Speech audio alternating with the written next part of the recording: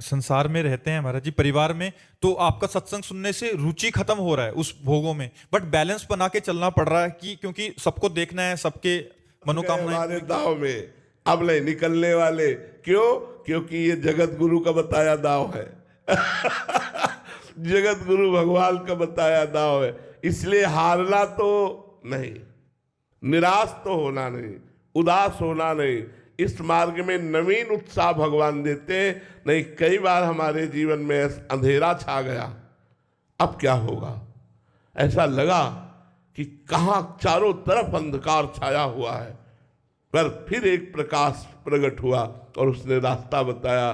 बचपन से लेकर भगवान का बताया हुआ ही मार्ग हम चल रहे हैं, वही जगत गुरु हमारे को चला रहे हैं। तो भैया, निराश होने का मतलब है कोई त्रुटि हो जाना। महाराज जी अभी क्या है, संसार में रहते हैं महाराज जी, परिवार में, तो आपका सत्संग सुनने से रुचि खत्म हो रहा है उस भोगों में, बट बैलेंस बना के चलना पड़ रहा है कि क्योंकि सबको देखना है, सबके मनोकामनाएं पूरी कितना बढ़िया, हमारी रुचि नहीं है लेकिन हम वो क्रिया कर रहे हैं, कोई भी क्रिया, कितना बढ़िया है। हमारी रुचि नहीं है, कितना बढ़िया है, कितना आनंद है। आप इस बात को, तभी हम कह रहे हैं कोई अध्यात्म में त्रुटि हो रही नहीं, इसमें बहुत आनंद है। भगवान ने जो कर्तव्य कर्म दिया है वो हमें अवश्य निर्वाह करना है, अपने मन की रुचि को दबाकर, परमार्थ की रुचि को दबाकर। अधर्म नहीं करना, लेकिन परमार्थ की रुचि को दबा करके हमें करना है। हमें परमार्थ की रुचि को अंदर ही अंदर दबाना है। गृहस्थ है तो गृहस्थ धर्म का पालन, विरक्त है तो विरक्त धर्म का पालन करना है। जब तक जीवन है तब तक कर्तव्य है, और जब जीवन समाप्त हो गया तो भगवान अपने हाथ में डोर लेकर खुद संभालेंगे।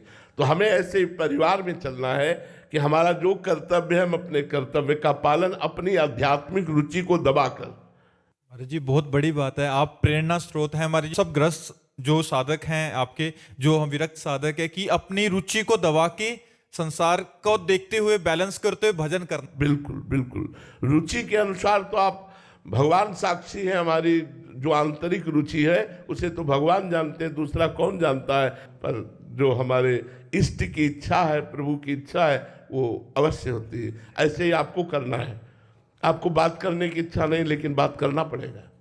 व्यवहार में ये नहीं दिखाना है कि मैं बड़ा अध्यात्मवान हूँ, व्यवहार में दिखाना है मैं आप जैसा ही साधारण आदमी हूँ। अंदर से असाधारण वृत्ति, एकांत हुआ कि पुनः भजन में डूब गए, व्यवहार में गए तो ऐसे सरल और साधारण बन के गए कि कोई खास बात नहीं, हमारे जैसे ही व्यक्ति हैं, ऐसा लगना चाहिए। तभी रामाई भजई ते चतुर नर, वो चतुर शिरोमणि अपने को बचा के निकाल ले जाएगा।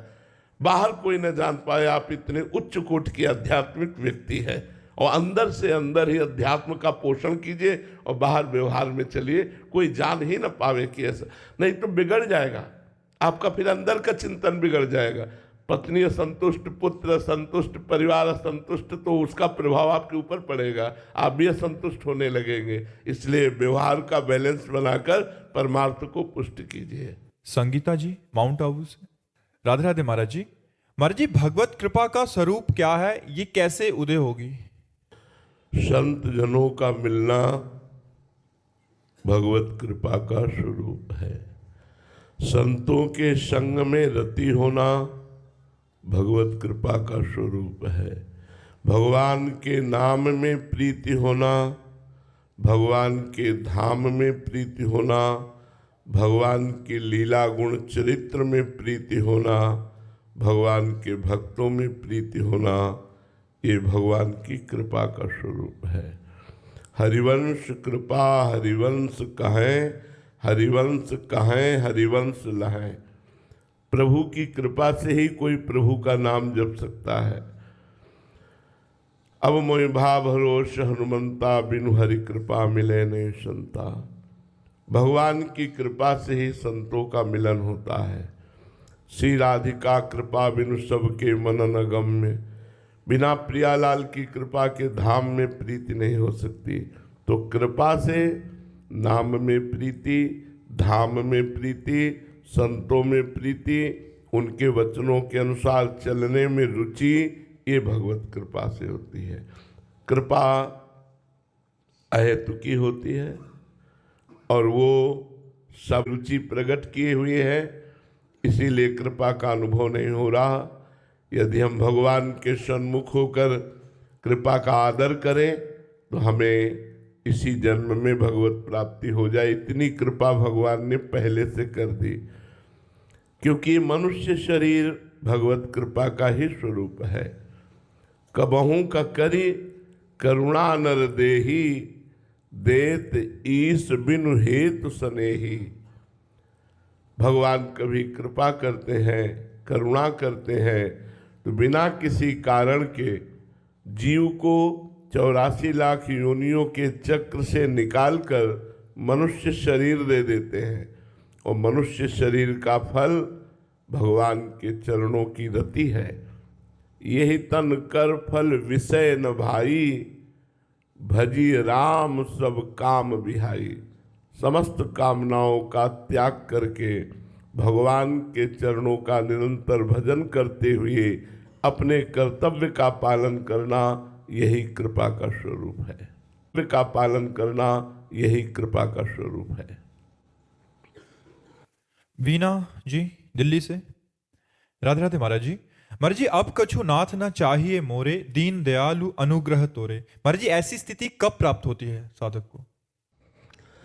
जब सर्वत्र से ममता हटकर एकमात्र भगवान के चरणों में होती है, सब भोगों की आशाओं का त्याग होकर एकमात्र भगवान में आशा रहती है, सब बलों का त्याग होकर के एकमात्र भगवत बल का आश्रय होता है। धन का बल, तपस्या का बल, बुद्धिमत्ता का बल, नाना प्रकार के बलों का त्याग करके एकमात्र भगवान में बल, और सब भरोसों का त्याग करे एकमात्र भरोसा भगवान का, तब उस आनंद का अनुभव होता है जो आनंद ब्रह्मा जी को भी नहीं है। तब हृदय से निकलता है, अब कछु नाथ न चाहिए मोरे। नाथ, जिस आनंद के लिए मैं अनंत जन्मों से भटकते हुए विविध कर्मों को करता हुआ, विविध भोगों को भोगता हुआ कभी प्राप्त नहीं कर पाया, वो आनंद आज आपकी कृपा से मिला, इसी की खोज थी। हे नाथ, अब कछु नाथ न चाहिए मोरे, दीन दयाल अनुग्रह तोरे। वो भगवदानंद है, वो परमानंद है। वो जब प्राप्त होता है तो फिर और कोई चाह नहीं रह जाती, लेकिन वो तभी प्राप्त होता है जब कोई भरोसा, कोई बल, कोई आस किसी अन्य से न हो, एकमात्र श्री भगवान से हो, एकमात्र श्री भगवान अपने हो, दूसरा कोई हमारा नहीं। मेरे तो गिरधर गोपाल, दूसरों न कोई। जब दूसरा न कोई, तभी आनंद प्राप्त होता है। भजन करने पर भी ये आनंद की अनुभूति इसीलिए नहीं होती क्योंकि दूसरा कोई है, विषय है, वस्तु है, स्थान है, व्यक्ति है, दूसरा कोई है। कै हरिदास ते जीव विमुख भय, जे दूसरी करिदारी। दूसरा कोई है तो हरि से विमुख हो। जब दूसरा कोई नहीं है तो मेरे तो गिरधर गोपाल, दूसरों न कोई। ये आनंद, ये स्थिति तभी प्राप्त होती है। इसीलिए बहुत प्रयास करने पर भी इस आनंद का अनुभव नहीं हो पाता, क्योंकि हम फैले हुए हैं, समेट नहीं पा रहे हैं। हमारी आसक्ति किसी विषय में, किसी वस्तु में, किसी व्यक्ति में, किसी स्थान में फंसी ही रहती है। जब त्रिभुवन के किसी भी वस्तु, व्यक्ति, स्थान, पद, प्रतिष्ठा, सुख में हमारी किंचन मात्र रति न रह जाए, तब ये आनंद प्राप्त होता है। ये आनंद प्राप्त होने के बाद कोई चाह नहीं रह जाती, समस्त कामनाएं शांत हो जाती हैं, हृदय आनंद से भर जाता है। अन्य स्मृति विहीन, एकमात्र भगवत स्मृति लीन, ऐसी स्थिति होती है। सीमा गर्ग जी, राधे राधे महाराज जी। महाराज जी, संत और असंत में क्या अंतर है? संत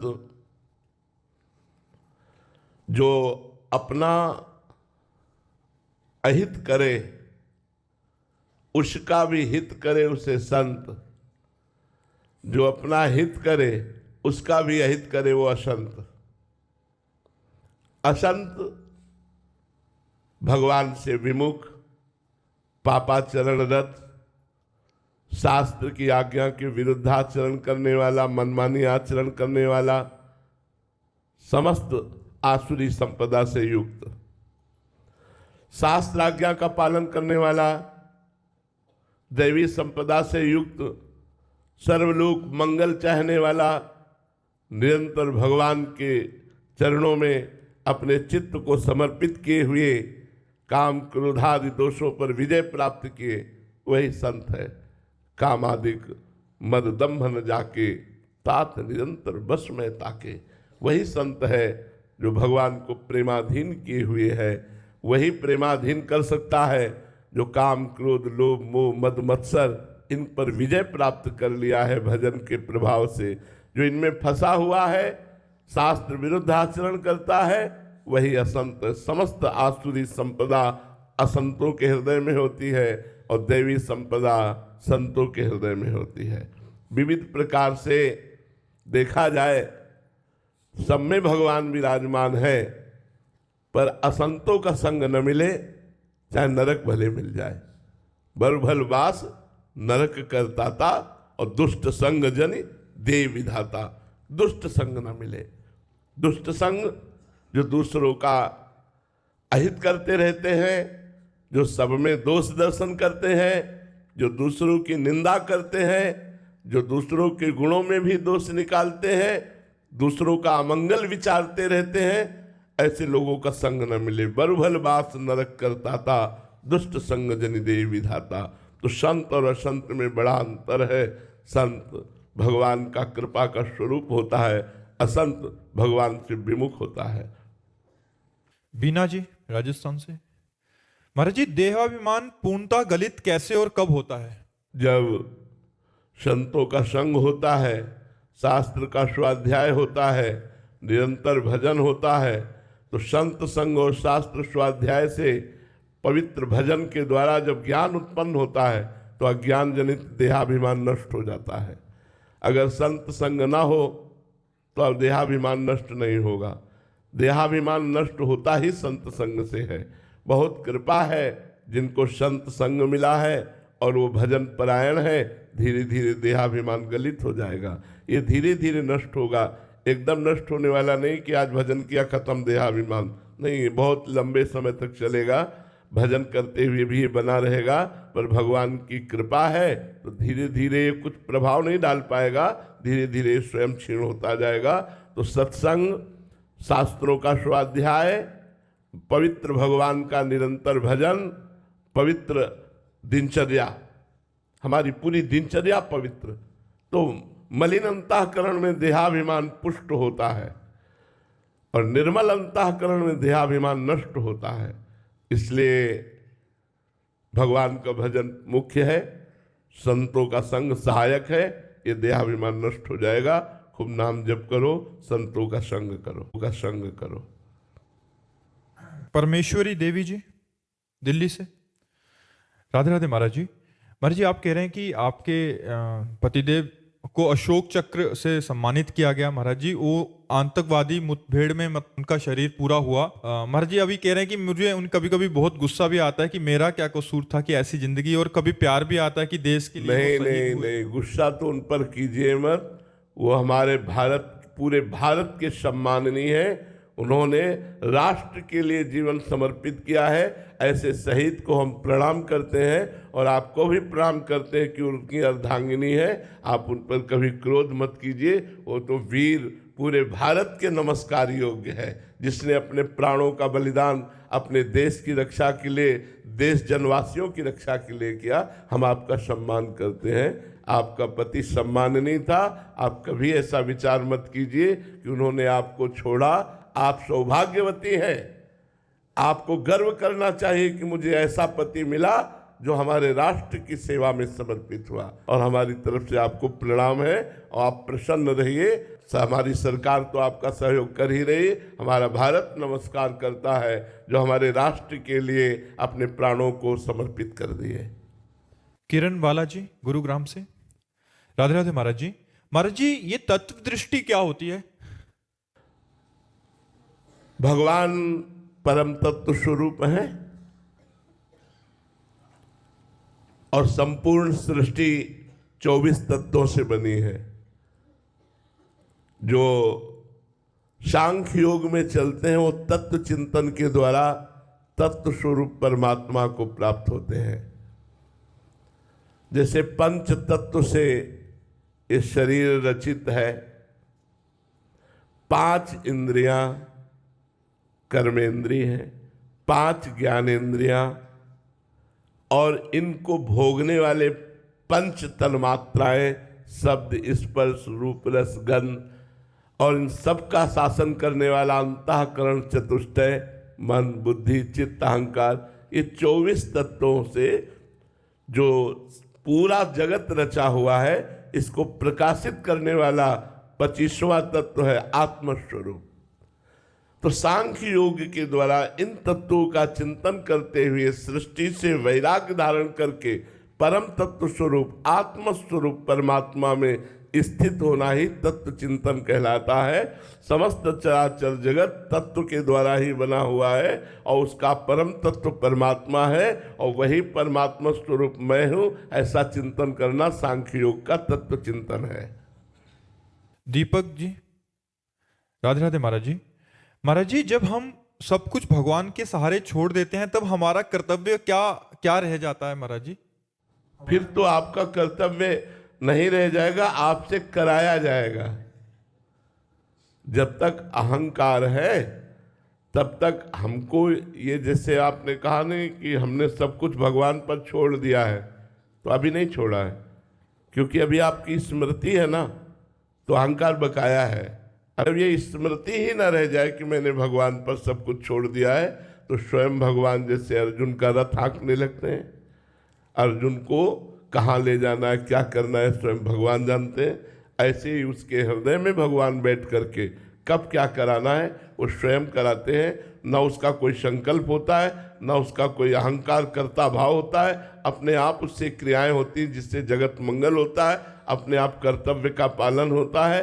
वो अहंकार से नहीं, वो भगवान से होता है। जब संपूर्णतः भगवत समर्पित चित्त हो जाता है तो हृदय में बैठे हुए भगवान स्वयं बागडोर संभाल लेते हैं। और जैसे कठपुतली को नचाने वाला जैसा चाहता है वैसे ही कठपुतली नाचती है, ऐसे ही उस व्यक्ति के द्वारा सारे कार्य होते हैं, कराने वाले भगवान होते हैं और दिखाई वो देता है कि वो कर रहा है। करें करावें आप सब और जने बढ़ाई दे। ये भक्तों के साथ होता है जो अपने जीवन को भगवान के चरणों में समर्पित कर चुके हैं। बहुत अच्छी तरह से कर्म होता है। ऐसा न समझे कि अहंकार से ही कर्म ठीक होता है। अहंकार से कर्म तो मलिन होता है, लेकिन भगवत समर्पित शरीर से जो कर्म होगा वो जगत पावन करने वाला, जगत मंगल करने वाला होगा। इसलिए समर्पण अत्यंत आवश्यक है। नवधा भक्ति का आखिरी भक्ति स्वरूप है आत्मसमर्पण। बड़ा कठिन है आत्मसमर्पण कर पाना, ये अहंकार बड़ा बाधा पहुंचाता है आत्मसमर्पण करने में। संजीव दीक्षित जी कानपुर से, महाराज जी इनका भी सेम ही प्रश्न है कि सर्व धर्मान परित्यज्य माम एकम शरणम ब्रज। महाराज जी, सभी धर्मों को त्याग कर केवल मेरी शरण में आ जाओ, मैं तुम्हें सभी पापों से मुक्त कर दूंगा, तुम डरो मत। महाराज जी, मार्गदर्शन चाहता हूं कि यदि हम सब कर्मों को त्याग देंगे तो प्रभु की शरण में कैसे पहुंच पाएंगे, क्योंकि कर्मों से ही धर्म बनता है। आप समझो, धर्म का सबसे पहले आश्रय लिया जाता है। धर्म का आश्रय लिया जाता है, फिर धर्म के अनुसार आचरण किए जाते हैं। बिना आश्रय के आचरण नहीं होता।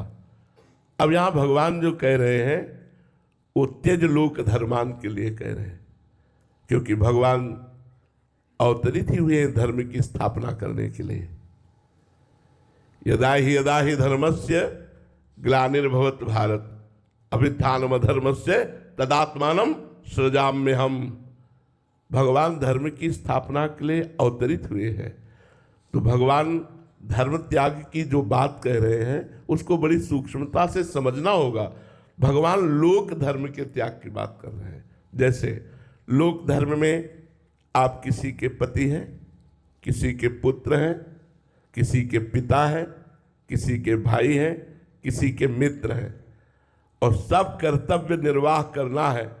अपने अहम से कि मैं पति हूं, तो अब नहीं, मैं प्रभु का हूं, मैं इनमें से किसी का नहीं हूं, प्रभु का हूं।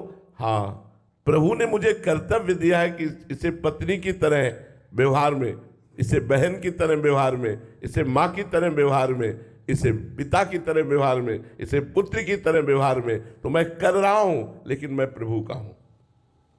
मैं इन सब धर्मों के आश्रित नहीं हूं, मैं प्रभु के आश्रित हूं। और ये जो कर्तव्य कर्म कर रहा हूं, ये केवल प्रभु की इच्छा, प्रभु की आज्ञा का पालन करने के लिए, क्योंकि प्रभु ने मुझे गृहस्थ में रखा है। हमारी बात को अच्छे से समझ रहे हो ना? हाँ, मेरा आश्रय भगवान है, मैं भगवान की प्रसन्नता के लिए कर रहा हूं। बस त्यज लोक धर्मान, जब त्यज लोक धर्मान हो गया तो भागवत धर्म जागृत हो गया और जीव समस्त पापों से रहित होकर मुक्त हो गया। हम इन्हीं धर्म बंधन में बंधे हैं। ये धर्म बंधन की छोटी छोटी रस्सियां एक में मिलकर मुझे माया में बांधे हुए हैं। इसी माया में धर्म बंधन से मुक्त होने के लिए, भागवत धर्म को स्वीकार करने के लिए भगवान आदेश करते हैं, सर्वधर्मान परित्यज्य माम एकम शरणम व्रज। मेरी एक शरण में तू हो जा, मेरा आश्रय ले ले और फिर कर्तव्य कर्म का पालन कर। भगवान की जब शरण में अर्जुन जी हो गए तो भगवान ने क्या कराया? कर्तव्य का पालन कराया कि नहीं कराया? तुम छात्र धर्म से युक्त हो, युद्ध तुम्हारा इस समय परम कर्तव्य है। वो कह रहे संन्यास लेकर भजन करूंगा, भगवान कह रहे नहीं, यदि तुम मेरी शरण में हो तो मेरे वचनों का पालन करो। माम निस्मर युद्ध च, मेरा स्मरण करते हुए युद्ध करो। तो भगवान ने क्या कराया? धर्म का ही तो पालन कराया। तो हमें क्या करना है? आश्रय भगवान का लेना है और कर्तव्य कर्म समझ करके अपने संबंधों का निर्वाह करते हुए उन सबको भगवान की शरण में समर्पित कर देना। कृष्णार्पणम मस्तु, जिससे आपको भगवत प्राप्ति हो जाएगी। समझ पाए आप जी? कुणाल जी बनारस से, राधे राधे महाराज जी। गुरु जी, आपका सत्संग सुनकर जीवन में बहुत बदलाव आया है, पर कभी कभी माया गिरा देती है महाराज जी, बहुत फिर जलन होती है महाराज जी। अगर इससे बाहर नहीं निकल पाए तो मेरा क्या होगा महाराज जी? नाम जप करो, नाम जप, राधा राधा राधा राधा, या जो भी नाम आपको प्रिय हो, नाम जप करो, कभी परास्त नहीं होगे। नाम जप साथ है तो कभी परास्त नहीं होगे। गलती भी हो जाएगी तो नाम जप उसे मिटाकर आपको आगे बढ़ाएगा। खूब नाम जप करते रहो, नाम जप न छूटे। वो काउंटर रखते हो? हाँ, खूब नाम जप करते रहो। गिन करके नाम जप करने से ज़्यादा मन लगता है कि आज 5000 किया, 6000 किया। ऐसे खूब नाम जप करो, तुम्हारा इस लोक में परलोक में भी मंगल होगा। नाम जप करने वाले को माया परास्त नहीं कर सकती, हाँ गिरा सकती है। गिर जाना कोई परास्त होना नहीं है। हम फिर खड़े होकर दौड़ लगाते हैं। एक न एक दिन हम ऐसे अभ्यस्त हो जाएंगे कि हम गिरेंगे नहीं। हमें निराश नहीं होना। बहुत जन्मों से हमें माया गिराती रही और हमें गिरने का अभ्यास है, इसलिए आज हम उठकर अध्यात्म की तरफ चल रहे हैं। तो हो सकता है हम गिर जाएं, लेकिन हम चलेंगे अध्यात्म की तरफ ही, तो नाम जप के प्रभाव से हम विजय को प्राप्त होंगे। श्री राधा वल्लभ